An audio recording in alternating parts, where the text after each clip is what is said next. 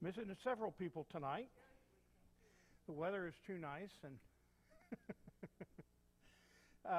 this is actually the last of our continuing exploration of the spiritual disciplines themselves and how they affect our lives. The explorations that we've been doing over the last 3 weeks have essentially followed the three aspects presented by Richard Foster in his book, A Celebration of Discipline.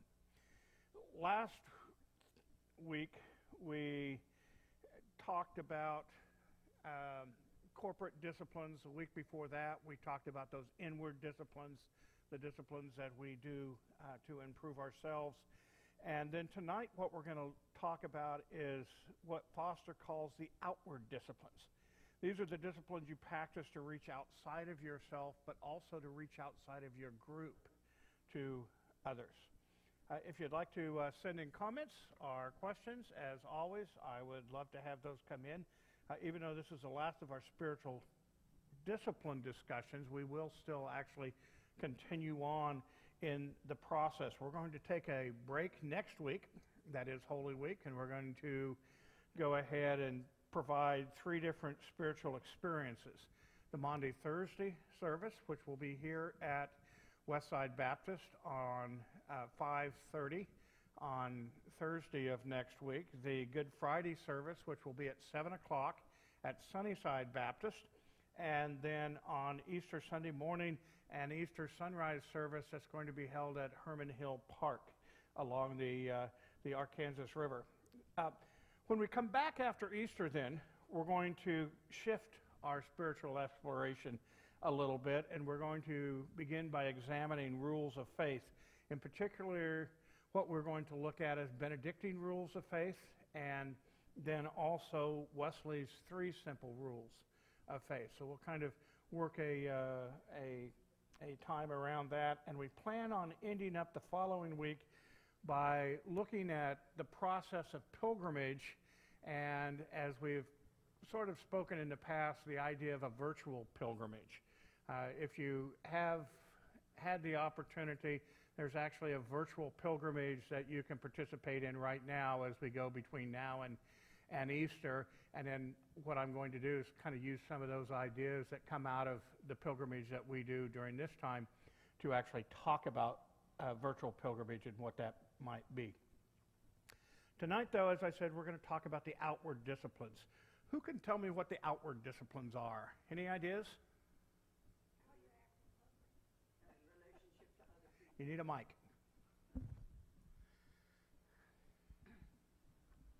How you act in public. Okay. And your relationships with other people. Relationships with other people. Now, these are disciplines that help us as we seek to make a difference in other people's lives, aren't they? Foster actually identifies 4 different spiritual disciplines that are outward disciplines. I think they're kind of like the iPhone 4S, okay? Because they are simplicity, solitude, submission, and service. So it is the 4S of our outward disciplines. We're going to walk through those disciplines. We're going to talk about how we practice them now, and then we're also going to see how you may be able to enhance those disciplines in your own life as you practice them in the future. The first outward discipline that we talked about is simplicity. Simplicity is defined as an inward reality that results in an outward lifestyle. It's the change that's brought on by the inward reality in our own life that really liberates us to live simply on the outside. Biblical injunctions against exploiting the poor and accumulating wealth are clear, aren't they? They're in both the Old Testament and the New Testament. It talks about how wealth can become a burden and make us a slave to the very money which we thought was going to begin to free us. Can you think of an example from any of the scriptures that talk about how accumulation of wealth can become a burden? Any ideas?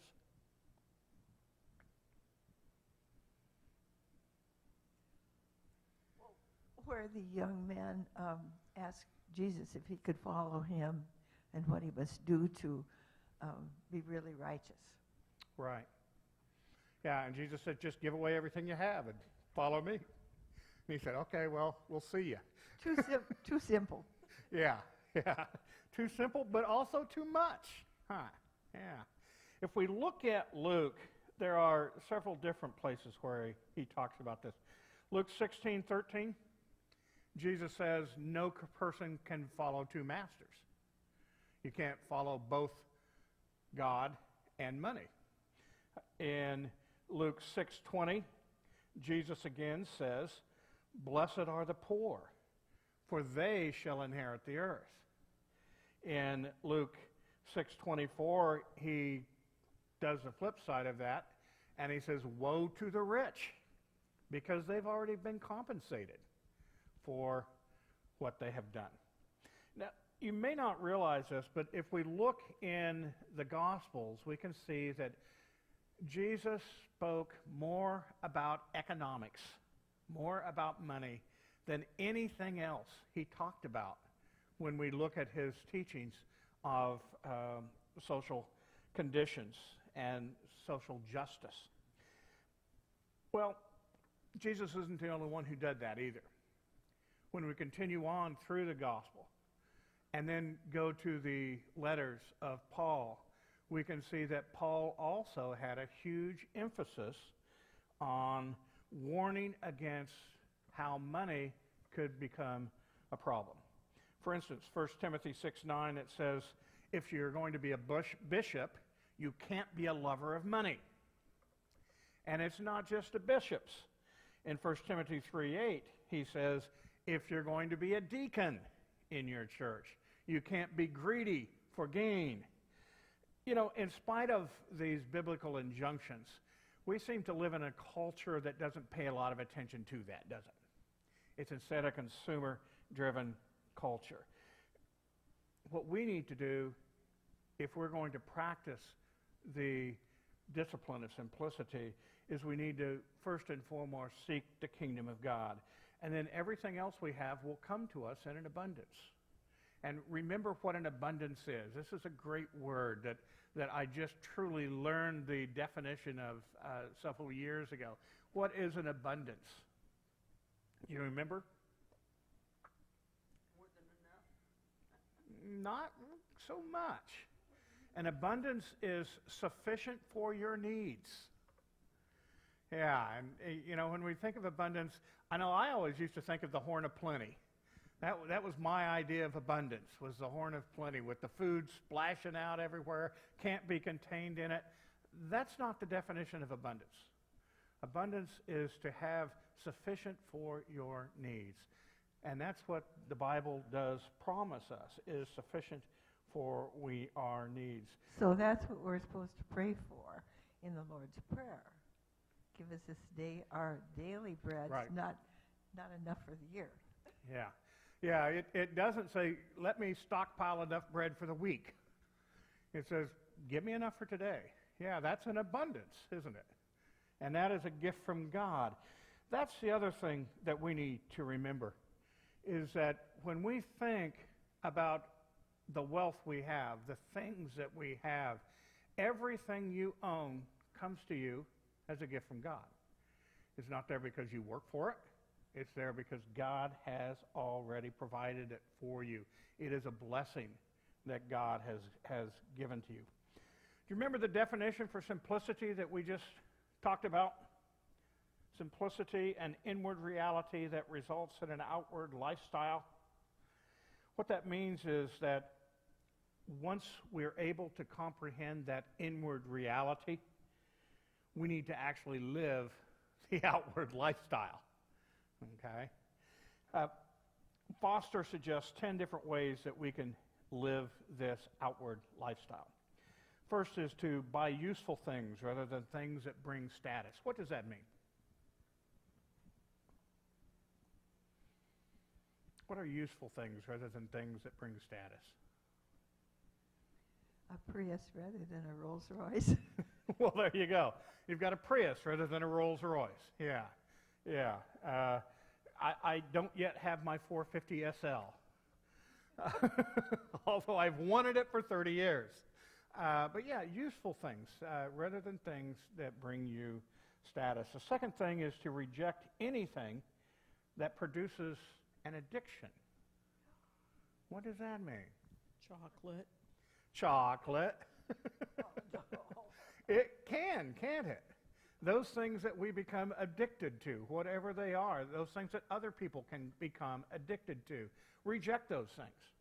That is living a life of simplicity. The third thing is to develop a habit of giving things away. I know. I've got clothes down in my downstairs closet that I packed up right about 15 years ago. I don't think I'm ever going to wear them, but somehow I hold on to them. Develop a habit of giving things away, those things you don't need. My father was notorious for that. He kept 10 T-shirts, and when somebody gave him another T-shirt, he gave one of his old ones away. That's a way of developing that concept of simplicity. Only those things you actually need. Here's a tough one for many of us, perhaps, especially the younger ones of us. Refuse the propaganda of modern gadgetry. It's not only young ones. Yeah, that's a hard one, isn't it? To refuse those modern things that you just have to have, but you don't really need. That's another idea of simplicity. Yes? You have a better phone than both of us do, so don't even. And that's rightly so. Yeah, I realize that. I had to get a Windows 8 cell phone because I had a Windows 8 computer. and they had to go together. Yeah, rejecting modern gadgetry. That can be a tough one sometimes. I want to make mention of number 3. When your dad had been down to Cuba, I remember hearing that he gave up everything except he was wearing. He gave to the people there. That was really neat. That's going to Yeah, step beyond. That was interesting. I think everybody on the mission tour gave away everything but the clothes they had on because the people down there had nothing. Yeah. And that is a good concept for simplicity. And that's part of why we do it, isn't it? When we see the plight of others in the world, it makes it a little easier for us to think that, yes, we are very well off. To learn to enjoy things without owning them. Sometimes if you don't own it, you can't play with it whenever you want to play with it. So you have to buy it. But the concept of simplicity is to enjoy things that you don't own.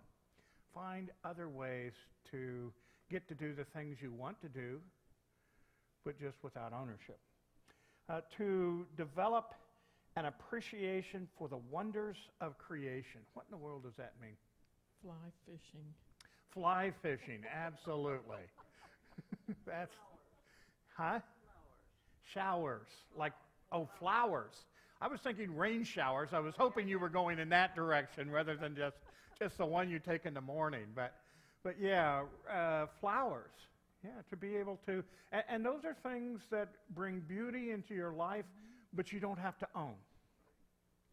Well, lately, the air has been clear, so you could actually see a few stars up above, and then you turn to something from National Geographic and see a night scene with all of those stars.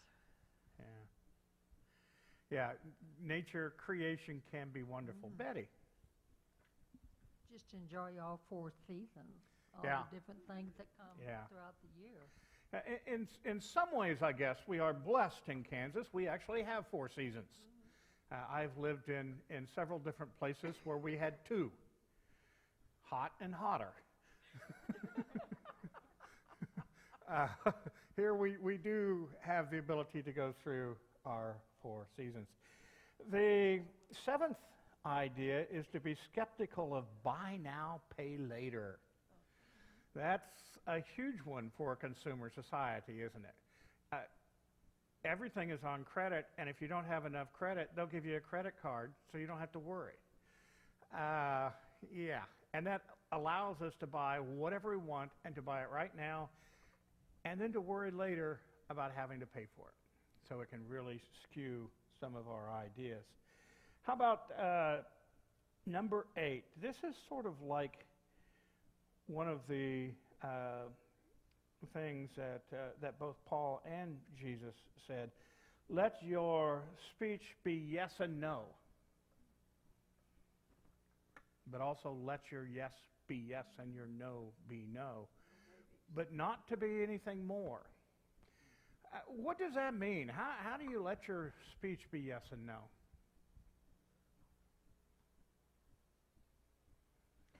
There is, well, we'll see. I'm sorry? Like you say to your children, well, we'll see if we can do that. Yeah, sometimes rather than somebody will ask us a question and we can talk for 25 minutes and never actually answer the question that they ask. If we're practicing simplicity, it's more along the line of less is more.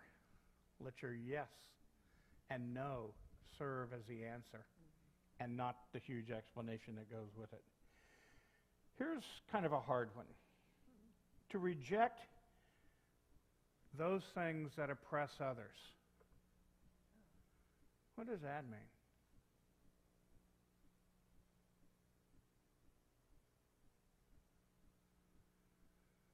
Well, those are things that we don't really need, but it's a style. Other people can appreciate it and think how good you are to have Yeah. that. So on. Yeah, we sometimes run into trouble on this one, don't we? It is very hard in America to buy any type of shoes or clothing or manufactured goods where it isn't an oppression on someone else. She said, or toys. Our toys, yeah. Come from China.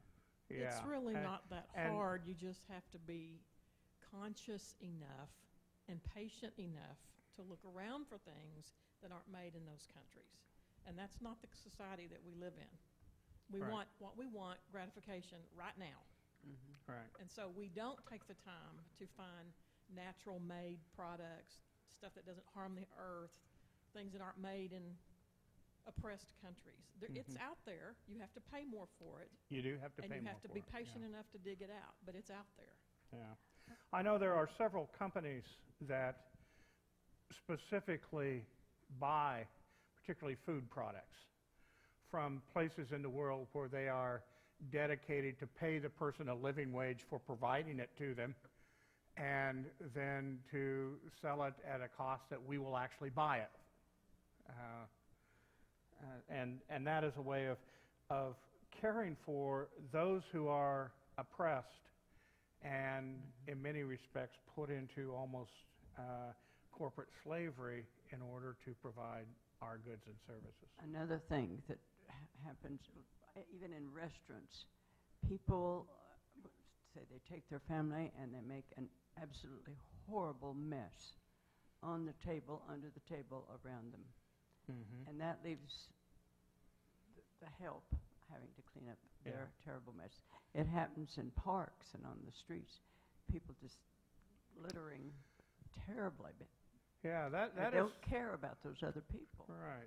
That's a way to show respect for the people who have to clean up after you. Mhm. Yeah. And just don't allow your children to leave that mess. Right. Right. Well, we have started not giving Christmas gifts, the ordinary kind, that I give them a Christmas decoration that has been free, but is given in lieu of, and then for that, buy a share in a well that people can use that don't have water, a bicycle that will help some poor people get to work and back, animals that will help build up theirs and their neighbors' supplies and so on. And the kids and our kids and grandkids love it. Mm-hmm.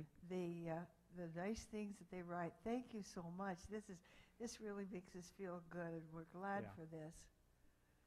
Yeah, and that's embracing things that empower others rather than rejecting things that oppress others, isn't it? The 10th one is to shun anything that distracts you from God. Yeah, that's kind of a hard one, isn't it? To shun anything that distracts you from God. If we're going to follow these 10 guidelines, you have to make simplicity your number one priority. You need to really begin that concept of seek first the kingdom of God and God's righteousness in order to accomplish it. The second outward discipline is a Can discipline I of... add one more thing? Oh, okay. I would say that we have a person in our immediate family that emulates this quite well. Okay. The simplicity. Sam. Yeah. Yeah. We have a cousin who... he's a nephew, isn't he? We have a nephew who has 2 sets of silverware in case somebody else comes over. One chair, One chair, one table, one lamp. table. Yeah, that's an attitude of simplicity. He does it on purpose. He does it on purpose, very much, and lives that lifestyle because he has seen other people who don't have anything else. Yeah. Good point, good point. The second outward discipline is a discipline of solitude. I think when we look at becoming a Christian, we all know that Jesus actually calls us out of loneliness, the loneliness that we have, but he also calls us into solitude, okay? Solitude implies a silence of speech, but it also implies a silence to allow us to listen. As a discipline, it's about being able to say what needs to be said when it needs to be said. The key is to control your tongue and to remember it's God's job to straighten other people out, not ours. So we don't have to tell them where they're doing wrong. What do you think the steps to find solitude in your life would be? Turn off your TV. I'm sorry? Turn off your TV. Turn off your medias? Yeah, yeah.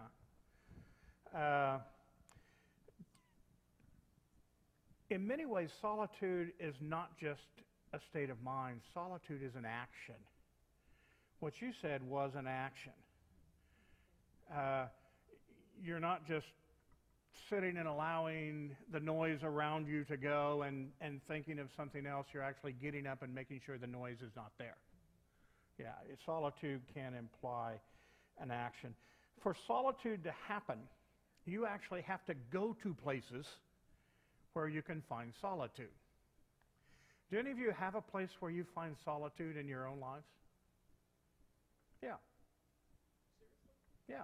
I go fishing. Yeah. Melissa and I love to fish, and that's one of the reasons. That is a place where we find solitude. There's usually not a lot of people there, except for the one day where everybody was fishing, and that didn't help us find solitude very much. But a lot of times it's a way to get away from the noise, from all of the stuff that we have in our lives, and it's not even so much putting the line in the water as it is putting the mind toward God. And that's what solitude is all about. Anybody else, where do you find solitude in your lives?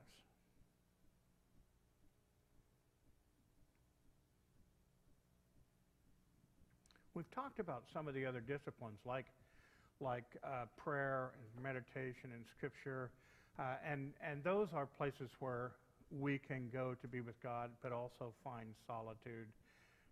Many of you probably have a time of day that you set aside, and maybe even a special chair or a desk that you go to. And when you are there, you are in the midst of solitude. That's why you were there, to collect your thoughts and bring yourself together. It is a discipline, okay? And that means that to find solitude, you have to discipline yourself to very few words. But you also have to commit yourself to honoring what you actually say, so that when you tell somebody something, they know you will do it. Now, here's an exercise that you can practice. We're not going to do it here because it would take far too long for us to accomplish, but take perhaps a day in your life and tell yourself that you're going to say nothing for the entire day. Now, for some of us, that means we might have to go into seclusion somewhere because people are constantly talking to us, or if you're a couple, to agree as a couple to just not say anything throughout the whole day, to find some of that solitude. You can do things like just plan on 3 or 4 times a year getting away from everything that's constantly around you and practice that idea of solitude. Find a place that you can retreat for an hour or for several hours and have that place be a place where you turn off all the noises that are around you and just practice that solitude. What you're going to find is that when you are in the midst of that solitude, it allows you to have compassion for others, and it heightens your sensitivity for other people as well as you come to grips with how it changes you. The third outward discipline is submission. Sometimes it's kind of cool to have a lot of disciples that are kind of hanging around you, you know. I think it's funny, about halfway through Jesus' ministry, he had a huge number of disciples. And then he started saying stuff like, it's hard to be a disciple. You have to make sacrifices to be a disciple. You have to give up everything and follow me. And a whole bunch of those disciples went away. They no longer wanted to be part of him. Those disciples who left were there because they wanted the prestige of following Jesus. The disciples who stayed helped Jesus come even closer to God. And that's what happens. We don't want people to follow us and be along with us just so we can tell people, I've got 4,527,000 friends on Facebook. Okay? We find submission as another idea. It's not about hierarchy. It's instead about mutual subordination. You don't decide, I'm number one and everybody else can bow to me. Or when I was in high school, we always practiced receiving our Academy Awards when we were in drama. And of course, the receiving speech was, I would like to thank all of the little people I stepped on the way up. That's not what submission is about, is it? And our submission is about turning ourselves over. Submission is about self-denial. In fact, if we look at Mark 8:34, Jesus says, if you want to submit, what you need to do is to deny yourself, take up your cross, and follow me. One of the things we forget sometimes, though, submission isn't self-denial. It is self-denial. It doesn't mean loss of identity. Let me get that correct. Just because you submit, just because it is self-denial, doesn't mean you lose your identity. And in fact, the opposite is quite often the case. That when you submit, most people find their identity through the act of submission. What we lose when we submit is not our own identity. What we lose is our focus on self-love, that everything is about me. You know, when we study the Gospels, we find that Jesus really revolutionized the idea of leadership, didn't he? Colossians 3:18 through 4:1 is a statement by Paul which says the very same thing. We need to be radical in our concept of leadership. Jesus practiced what has currently become known as servant leadership, the kind of leadership where Jesus literally lived for other people, even to the point of laying down his own life on the cross. Servant leadership, giving things over to others. It's the same submission that Paul lived and talked about in that Colossians 3 text. Paul says this. He says, "Wives, be subject to your husbands." Now, what Paul is saying when he says this is obedience to culture. He lived in a culture where wives were commanded by law, as well as by culture, to be subject to their husbands. So he says this. But Paul doesn't stop there, does he? Paul goes on. "Husbands, love your wives and never be harsh with them. Don't let culture interfere with your relationships." Paul goes on and says, "Fathers, don't provoke your children." Don't read this to your kids, by the way, okay? Because they might get ideas. But yeah, the idea that fathers, don't provoke your children. Parents, don't do things that aren't showing respect and love to your children. He even talks about slaves, and when he talks about slaves, Saul says, "Slaves, obey your masters." Now that's similar to wives, obey your husbands. What he's doing is using the culture of the day. But again, he goes farther. He says something that's kind of funny. He says, "Slaves, you need to obey your master when they're watching you. But you also need to obey when they're not even around." That's a little harder, isn't it? Sometimes we do what other people want us to do when they're watching because we know we'll get in trouble if we don't. Paul says, do it whether they're watching or not. Not because you're going to get in trouble, but because it's the right thing to do. Paul then goes against culture, and he talks to another group. He says, "Masters, treat your slave fairly. And you need to know that you also have a master." The reason Paul's statements are so radical is because he gives the implication that you actually have a choice. That the wife has a choice. That the husband has a choice. That the children have a choice. That the slaves and the masters have a choice. This isn't submission that's commanded by society. It's voluntary submission. And I think the real sting in Paul's words come not to the ones who are commanded by their culture to submit. It comes to the ones who are in power, because they are also supposed to submit. The dominant person, the dominant partner in relationship is supposed to be willing to submit yourself to a person that the culture says you should never have to submit to. And yet that's what's being said. Now there is a limit to your submission. What do you think that limit would be? And by the way, it's not when somebody tells you something you don't want to do. Okay? That's not where the limit is. But where would the limit be? Whether it's right or wrong. Yeah.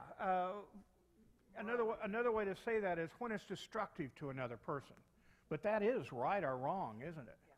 Yeah. If it's something that helps another person, submit. If it's something that has the possibility of being harmful or destroying another person, don't do that, even though somebody has asked you to. You've got to draw the line there. Submission is really about justice. It's not about fairness. It's not about equality. Now, I want to make sure you heard what I just said and that you understand it. Submission is about justice. It's not about fairness, and it's not about equality. What in the world does that mean?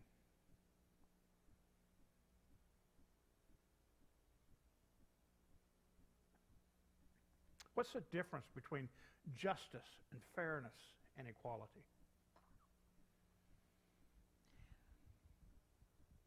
Well, I suppose fairness would be if you hit me, I'm going to hit you back. That would be fair. That's fair. And that's equal. Uh-huh. But it isn't submission, and it doesn't, the outcome is not what you would want. And yeah, it's not justice, is it? Well, Justice isn't about punishment, is it? Justice for you may be very different than justice for me. And that makes it very unequal on many times. It is something that quite often, if we don't receive the same sort of justice that someone else does, we cry foul. And we say, well, that's not fair. I know as a child, quite often, somebody would get something and I didn't get it, and my immediate response was, that's not fair. And I was right. But it might be just. It might be exactly what I need, especially right now in my life. Even though it's not equal, even though it's not fair. Parents learn very quickly you have to treat different children in different ways because they have different abilities, they have different understandings of things, so you treat them in different ways. If you treat them all the same, it would be fair, it would be equal, but it may not be just. It may not be what they actually need. But we want a judge to be fair with us. I'm sorry? A judge should be fair with those who come to him or her. We would want a judge to be fair, but it's probably more important that the judge is just than is fair. however, we're glad that God isn't always just, that he does have mercy. Yeah. And maybe we need that That's mercy too. That's a good idea. When we practice the discipline of submission, we have to submit ourselves to other people, places, things. We submit to God. We submit to the Bible. We submit to family. We submit to neighbors. We submit to the community. We submit to the disenfranchised, those who can't get ahead because of the world. And ultimately, we are called to submit ourselves to the world itself. That leads us to the fourth discipline. Fourth discipline is service. When we read the stories, and this is a good time for this, when we read the stories in the Bible about Jesus' death on the cross, we see the cross itself as a sign of Jesus' submission.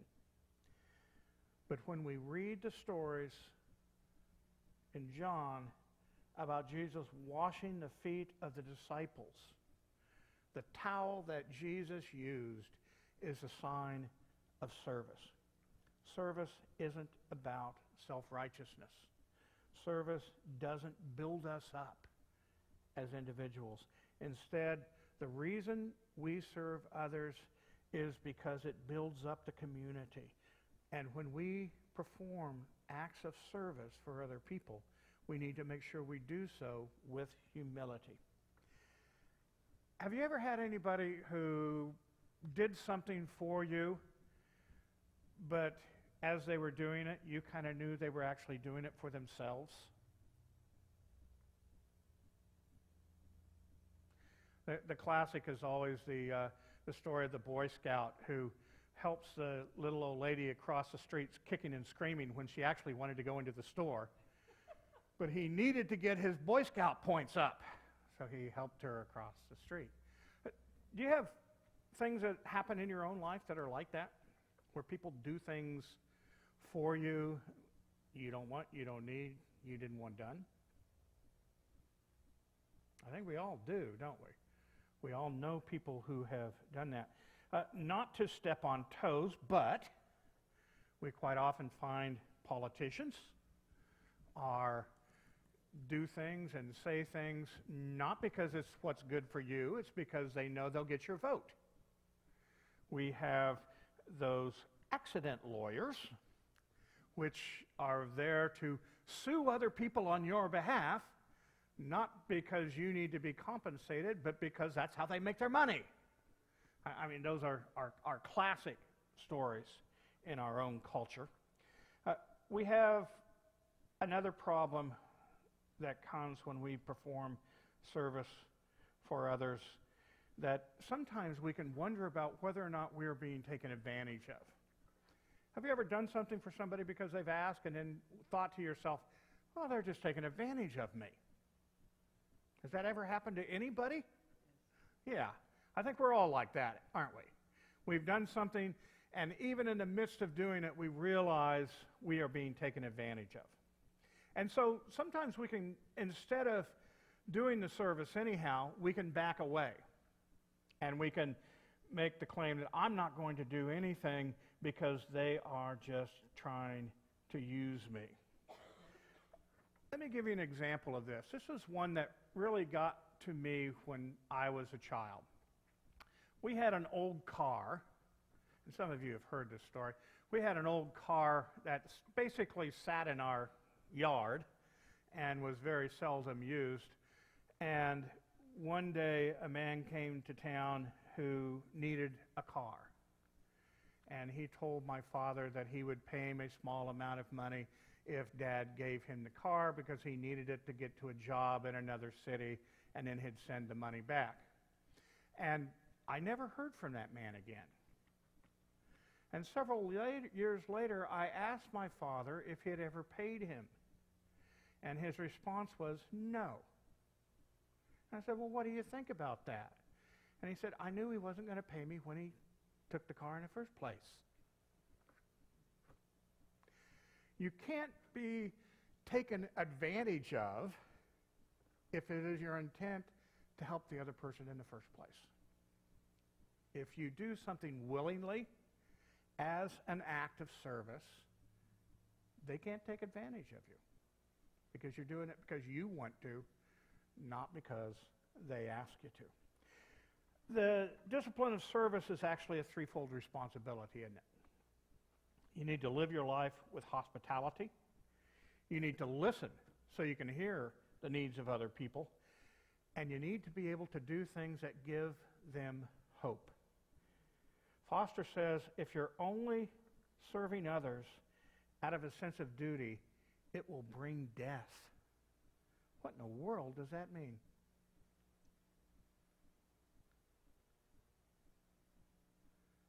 Any ideas?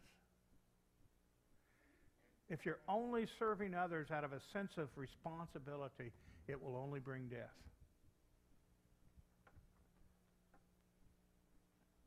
It means that if you're doing it just for that you've given up your love for God. Okay. And people know that, don't they? If you're doing it because you have to.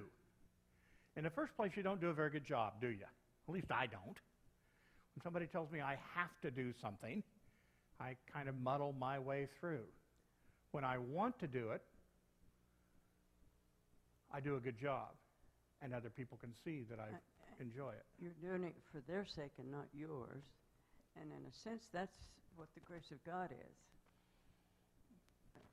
You know, grace we don't deserve. Right. And yet it is given to us by others, by God, but by others who have a sense of And often in service, spite of loving. ourselves, huh? Yeah. Yeah. Doing something for others. When by a sense of duty breeding death, service that is not freely given is going to be resented. It's going to be resented by the giver, but it will also be resented by the receiver. Many times when we resent what we are doing for other people, we let them know. And so they don't appreciate what is done. It brings death. It brings separation within the community. In contrast, service that comes from an inward person, an inward-focused person, creates life. What do you think he means by that?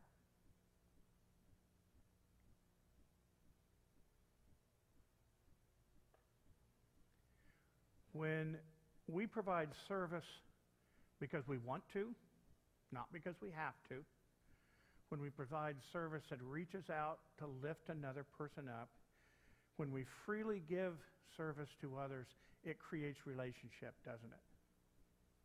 Yeah. There was a church in our region a long time ago who allowed another group to use their building. Mm-hmm. Well, that group wasn't very tidy, and they would leave the restrooms in pretty bad shape. So one time they put up a sign that they could not use the restrooms. They would let them use the building, but not the restrooms. Yeah, that's kind of that's something that breeds death and not life, isn't it? Very, very much so. When we do service that's freely given, it not only creates relationship, but it brings joy, not heartache, to both people. I think you know, when you do things for other people, it makes you feel good. It brings you joy. When you do it for the right reasons and with the right understandings and relationships around it, it brings joy to the other person as well, because they know somebody cares for them and is reaching out for them. So we've seen 4 different outward disciplines. Let me ask you this question, and again, you don't have to raise your hand, you don't have to respond, but if you want to, you can. How do you think you could begin to apply these disciplines in your own life?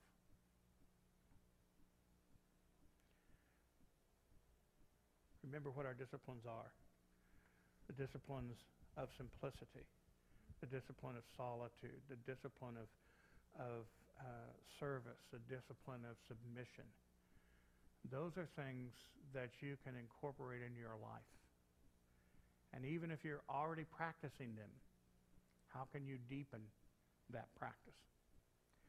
Are there any other outward disciplines that you know of and that you practice in your own spiritual life?